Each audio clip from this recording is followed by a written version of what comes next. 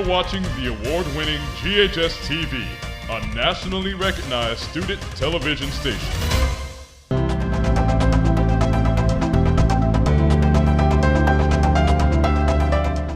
Welcome to Inspiring Leaders. I'm Donna Newman, your host for our show, and thank you for watching our program. Through this show, we meet community leaders and we examine how they're using their unique talents and skill sets to make a difference. And through our discussions, we hope to inspire others to discover and to share their own leadership abilities for the overall betterment of our community. Now, today on our show, we'll learn about the Kiwanis organization and the many causes they support in our community. In particular, we'll learn about the partnership that they've formed with Beth Shalom Synagogue to work on their latest project, TeamRead. In our first segment, we'll meet Sue Olsson, the new president of Kiwanis of Germantown, along with Brandy Miller, a past president and current member of the board of this organization.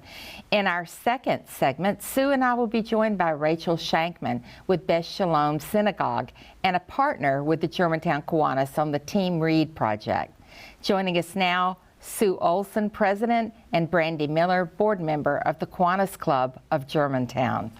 Ladies, welcome. Thank you for having us. I'm so glad that you're with us today. Thank you so much for coming. Now, let's start with you, Sue. Sue, tell us a little bit briefly about your background and how you became involved with the Kiwanis Club of Germantown. I was a nurse retired from the University of Michigan, and I moved here knowing only 2 people in the city.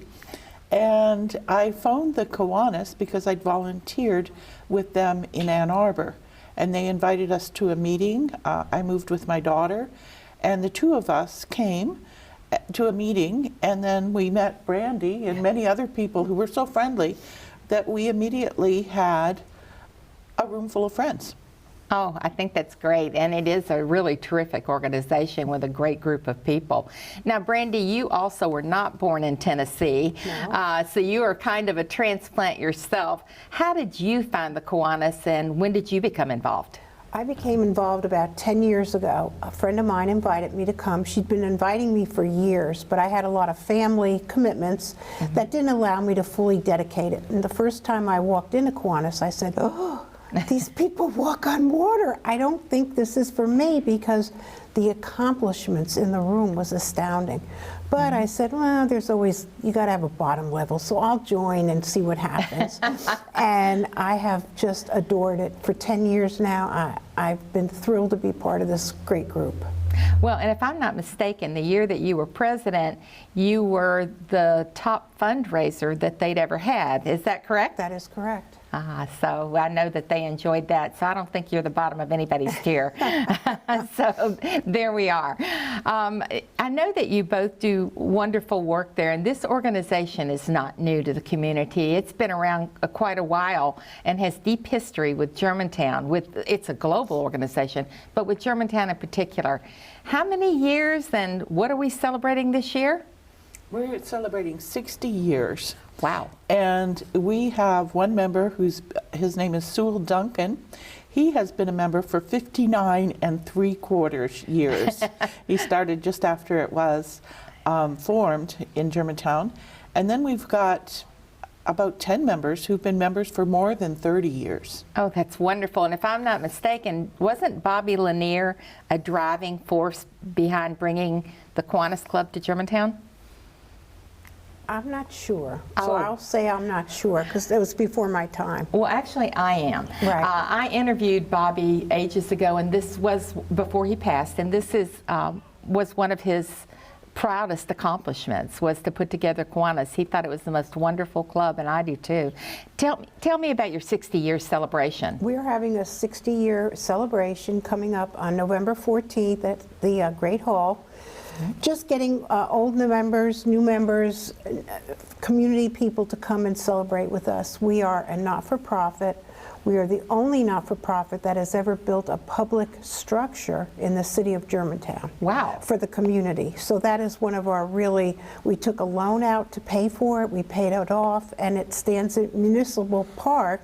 It is the pavilion that everyone uses. That is the Germantown Kiwanis Pavilion. Well, you know, I didn't realize that it was actually named that, but it is a landmark in our community, and good for y'all. Yeah. That was, it's a very notable structure, and you know, a good place to meet people, you know, Yep. and it really is. So that's wonderful. You've got another something on the table. What Well, is that? When I was president, the club was named Distinguished Club of the Year for Germantown.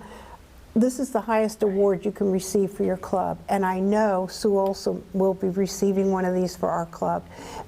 Throughout the year, you have to meet certain criteria, and all I did was have a terrific secretary, which Sue has, and go along every month and meet the goals that Kiwanis International sets for you. However, this is a very coveted award, and not many people care to do it. I, the first day, said, I'm getting this award by hook or by crook, and I did it.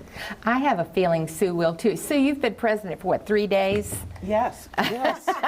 Literally 3 days at this point. So anyhow, I know that you have got your sights on the same sorts of awards and everything, but let me ask you this. Tell me, how do you accomplish those awards? What is the mission of the organization? Well, I think the awards are based on a lot of factors that have to do with what are we doing for the community. Are we maintaining our membership? Are we taking care of the people who belong to us? Not only our members, but also the community. And I think that that's really quite important. And do we educate our officers so that everybody knows what the Kiwanis goals and missions are, and that we have participation in the projects that we have going in the city. And you have a lofty mission because it's global, right? Yes. You are wanting global change, one child, one community at a time. Isn't that right? And so you accomplish that by starting early, a number of organizations in schools, like We have the K Kids. That's for children who are in grade school. And then in the middle school, we've got the Builders Club. And in the high school, we've got Key Clubs. And in the colleges, we've got Circle K. And then at Madonna Learning Center, we have 2 action clubs. And each group works to do community service. And I think that's the main value, to instill a sense of community service in children from a very young age, so that they grow up to be productive and contributing citizens. And contributing being the big piece of that. You know, when you talk about that, tell me about one of those service projects that one of those groups does. Well, or did. One year I met somebody while I was volunteering at MIFA, and she was in charge of diapers. And diapers are a valued commodity for the very poor people. And so we had a diaper drive, and that was a lot of fun. All of the K Kids gathered diapers from people whose babies were growing out of them and all the rest of that sort of stuff. And what started as just a small project ended up with 2 truckloads full of diapers that we delivered. That's amazing. It really, you know, besides those clubs, I know that you're deeply involved in other ways that you contribute to the community. Like you contribute to GCT, and who else? Please. We do GCT, we do the library, we do Madonna Learning Center, we do Books from Birth, enormous amount of donations. We have 3 tiers of donations. We also give scholarships to graduating seniors every single year. So we give away tens of thousands of dollars that we raise penny by penny, and then we give it away. And as the Queen of Germantown fundraising, Brandy, why don't you tell us how you raise the money? We have several key events. We have the Pancake Breakfast, which has been around 50+ years. It's held in usually around March or April. Everyone from the community comes. We cook on a a griddle literally 6 feet across. You pour the pancake, and by the time it comes around, it comes off. And it's delicious, may I say. And you can, as much as you want, children, grandparents, it's a day of celebration. We also have a golf tournament, which is fun. We do the festival. We've been long-standing members of the Germantown Festival. We have a spaghetti dinner. We have a chili cook-off. Wherever we can raise funds, but also be together. The key to this club is it's long-standing members, and the reason is we're not just Kiwanians, we are friends and Kiwanians. Yes, so people want to be there because it's like you're going to be with your friends, why not? So if you wanted to join Kiwanis, who are you looking for? Who's the typical Kiwanian? Well, we have people, our newest member had been a member of the Key Club, and also the K-Kids and the Builders Club. Wow. And she just joined. She's a graduate student, and she, I think, is 24. And our oldest one is Sue Olsson, who I won't say how old he is, but if he's been a member for 60 years, he's older than 60. Yeah.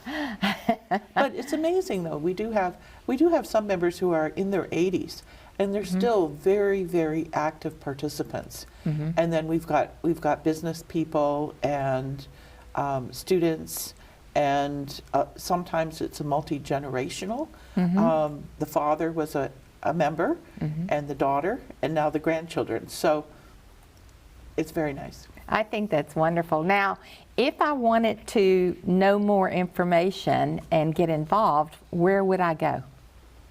Facebook, the Germantown Kiwanis. Germantown Kiwanis on Facebook is where I would look. Now, in our next segment, we're going to talk about a project called TeamRead, which is key to you guys. Isn't literacy your theme this year? It is. And so since it is, we're going to be talking about this new, or for y'all, new TeamRead program and what it is and its impact on the organization. So I'm looking forward to hearing more about that. And meanwhile, I want to thank you both for being here, and thank you both for the wonderful job you do for the community. Thank you. I appreciate it. We're going to pause now for a short break, and when we return, Sue and I will be joined by Rachel Shankman, a partner in their TeamRead project. When you're an adult, you need to grab a bow and arrow. Theater prepare students in a lot of different ways. I think it offers a great place to learn about yourself. When you're an adult. It'll teach you how to be a better communicator. It'll teach you how to work with people better. And it'll teach you how to get outside your comfort zone. You have to be disciplined. You have to get your work done. So I think it's a really important lesson that I've learned. Art in society is horrible.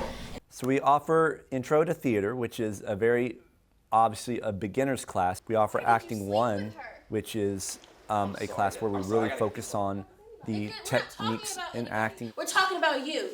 We offer Technical Theater, which is all the behind-the-scenes stuff such as lighting, sound, set building, construction, things like that.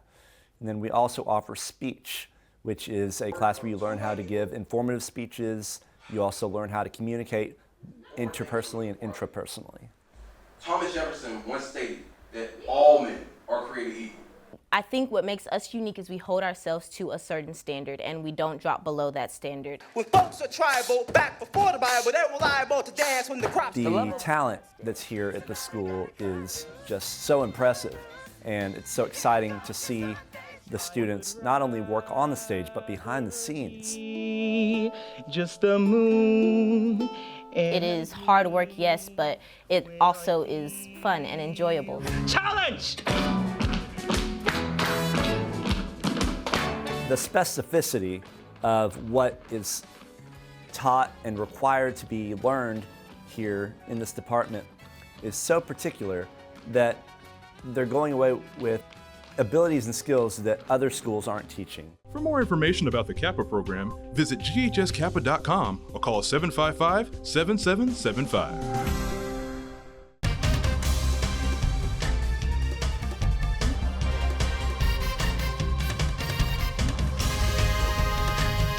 You're watching the award-winning GHS-TV, a nationally recognized student television station. Welcome back. I'm Donna Chandler Newman, and you are watching Inspiring Leaders. Today we're talking about the Kiwanis Club of Germantown. We're so pleased that President Sue Olsson continues her discussion with us, and we are delighted to be joined now by Rachel Shankman with Beth Shalom Synagogue, partnering with the Germantown Kiwanis on their TeamRead project. Welcome, Rachel, and thank you for staying, Sue. I appreciate that. And Rachel, it's so nice to see you. It's great to be here. Thanks for inviting us. Well, thank you. And now you're not a Kiwanian. You are with Beth Shalom Synagogue, right? That's correct. So tell me how in the world you guys got associated with each other to partner on TeamRead. Well, first of all, we're so delighted with the partnership because one of the wonderful byproducts is making new friends and getting to know people like Sue. So we heard that Germantown Elementary School was interested in starting a TeamRead program. Personally, I had been involved with TeamRead since 2014, since I retired from facing history at ourselves, and worked for about 5 years at Oak Forest. Then COVID came about and there was a hiatus, and we were very eager to restart the program. And TeamRead, from Beth Shalom's perspective, is part of our Tikkun Olam committee, which means repairing the world. So we're eager to do things in the community. So once we heard that the school was interested, I think Sue, you may have reached out to me, right? I think that's the evolution of this, and said, you know, that Germantown Kiwanis was interested, and we said Beth Shalom is interested, let's try it. So last year was the very first effort, and we saw great results and great progress, and wonderful, wonderful new relationships that were built. I think that's great. And is it an unusual partnership between a synagogue and a civic group, or? Well, this may be the first that I know of. Yeah. I know that their TeamRead programs are across the city, and sometimes they're faith-based, sometimes they're civic organizations, but this, I think, is rather unique. Well, we know it works, and that's a good thing, isn't it? Tell me about TeamRead itself. I mean, I got to tell you, I'm frightened to do something like that. I'm no teacher. I have absolutely no idea how to do that. How does it work? What do you do at TeamRead? Well, and then Sue, please jump in at any point, because Sue's really the lead on this. So I think the primary focus is to give our students one-on-one attention. The students who are chosen to be part of TeamRead have great potential. And many of us are not teachers, so we're volunteers who see the potential in students, who want to encourage them, who want them to come out of this loving reading. And they're not competitive with each other. This is about taking students from where they are. They're tested at the beginning, so we sort of know the level of their ability to recognize sight words. The whole program is that we know that if students in second grade can master a certain number of short sight words, then by third grade they are reading to learn rather than just learning to read. So that's a critical distinction.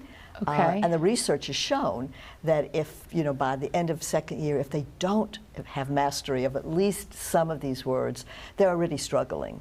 So we can give them the one-on-one attention that sometimes a teacher, when you have 25 or 30 kids in a class, can't do. How did you put that learning to read instead of? By second grade, if you are learning to read, you're recognizing these words, we know that they can understand what they mean, then they already have vocabulary. So by third grade, they are reading to learn. And that's quite the distinction, isn't it? Yes. Well, now, Sue, again, you had been interested in literacy and improving that in our area. Tell me, TeamRead appealed to you immediately? Well, I had some prior experience with a brother who was dyslexic, and I adopted a child who was speech and language delayed. And so the idea of how do you teach this was kind of fascinating. It's a problem. It needs to be solved. And the children's self-esteem, I think, is really directly related to their academic ability. And sometimes I think children get slotted, and their self-esteem suffers because they are not the top readers in the class. but every child that we have has the potential to be. And once they realize that they have the potential to do as well as the other children, they take off. Like, we've had kids last year, I think we had one child who started out and he could barely read the first 100 words. Wow. And we're based on the Fry's first 1,000 words. And so by the time he finished, he could read 750 words. Wow. Which is well beyond what a second grader usually does. But it was because he believed in himself, because we believed in him, and we challenged him. And I think that that is really the key. And the children form a bond with their coaches. And even this year when I was in the hallway, several kids came up and hugged me and said, "I remember you." And that's a good feeling. And it's a good feeling for the children to be recognized. And another child whose first language was not English struggled. And that's a struggle as well for the kids. And by the end of the year, on the last day, there was a child trying to pick out a book. And this child came up and said, "I have a book that I could recommend. It was one of my favorites." Oh my gracious. And so that's a really good feeling, that you build that much confidence in a child that they'll reach out and give advice to another child. So That's amazing. It really is. And So the kids are so cute. And I think that's great. You weren't a teacher, you were a nurse. So I was. yeah. Now you did a teacher sort of thing because you did Facing History and Ourselves. Right. I worked with teachers. I Right. helped train teachers, but yes, absolutely. So our volunteers really range from one of the former mayors of Germantown is TeamRead coach. So we really have attracted some extraordinary people who, again, the basis is they love kids, right? And they feel like they can contribute 1 hour a week. We hope, ideally, we would like all of our students to have 2 coaches, so that they really have that extra reinforcement of their, reading. I must say, we've had wonderful support from the school. I think they really appreciate it, from the teachers, from parents, because they do see the value of the coaches as well as the progress the students make. You know, the city of Germantown has also been very supportive, haven't they, Sue? they certainly have. Yeah. And Mayor Mike Palazzolo has shown an interest in it. Mark White has also been interested in it. And one of our volunteers is Alderman Sherry Hicks. And she has been a faithful volunteer. This is her second year coming each and every time. So, and the kids, when we have pizza parties a couple times a year, and she's given speeches, and she said, "And the mayor is very proud of you." And the kids go, "The mayor?" and it's just an added incentive for them that makes it, it just makes it Something special. something very special. I'm really glad. That's pretty amazing. So basically, this program allows you to go into a room and have one-on-one time with the student, correct?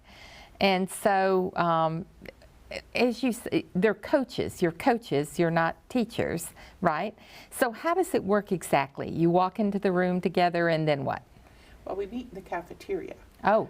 And so there may be 8 coaches going at the same time. I see. And so the kids can look down the road and see their peers doing the same thing. And that's important, that they're not isolated. They're part of a group. They're part of a team.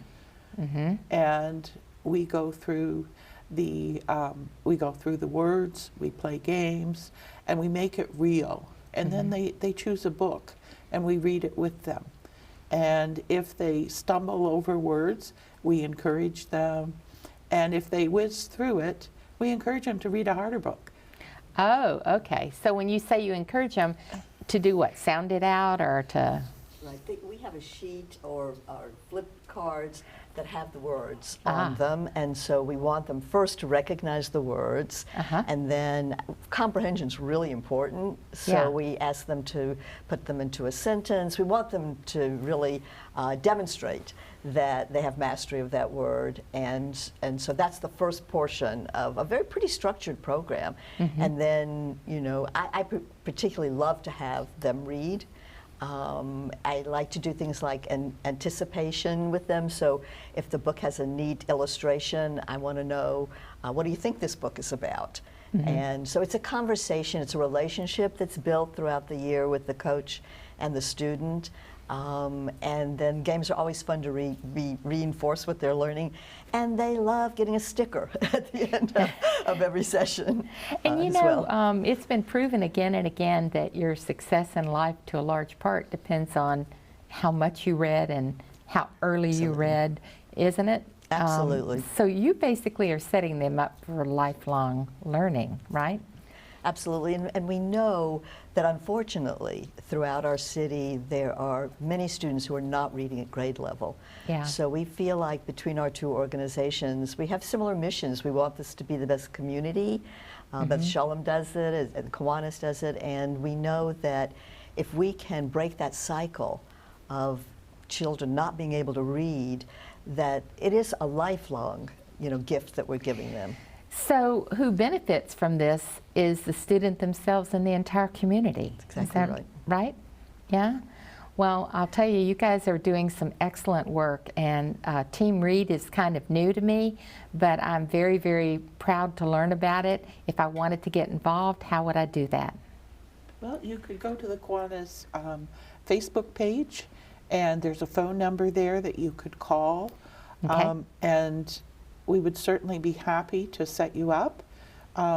And for those who are members of Beth Shalom, they could call Rachel.